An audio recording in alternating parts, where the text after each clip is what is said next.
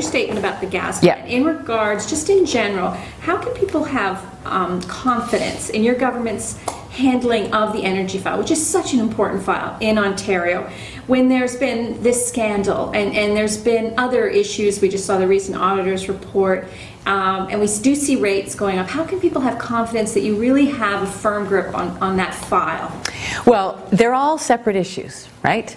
So the issues around the gas plants, as you know, I've been answering questions for 3 years about them. We made changes in this office in terms of the retention of documents and the handling of documents, the transparency, and we worked with the Information Privacy Commissioner to make those changes. We trained all of the staff, and so, you know, we've got a different set of rules in place. And in terms of the investigation, it's been ongoing. We had no idea of the timing or whatever, but you know, now it's before the courts and it'll be dealt with.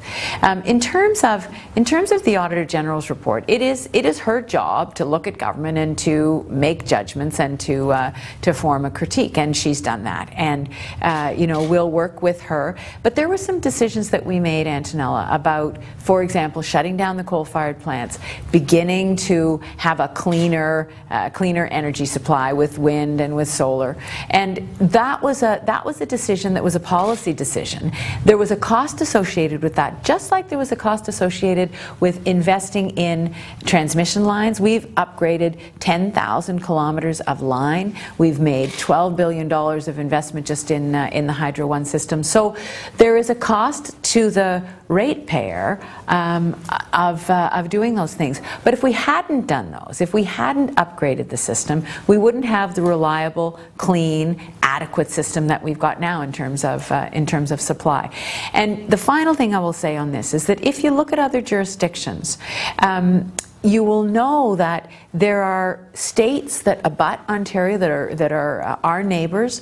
There are other provinces in the country that are going to have to go through this process. They're going to have to find a way to get out of coal, to make changes in their electricity system if they're going to reduce greenhouse gas emissions. And we've all acknowledged that we need to reduce greenhouse gas emissions. Ontario is ahead of the curve. Other jurisdictions are looking to us. And so as we make these difficult decisions, including the Hydro One decision, you know, we will have a better company at the end of that process. We will have investments in infrastructure, but you know, it's part of the whole picture of making the electricity system work better. So you don't think what's happened today has derailed your message on the energy file, that people will look at that as something that has happened in the past?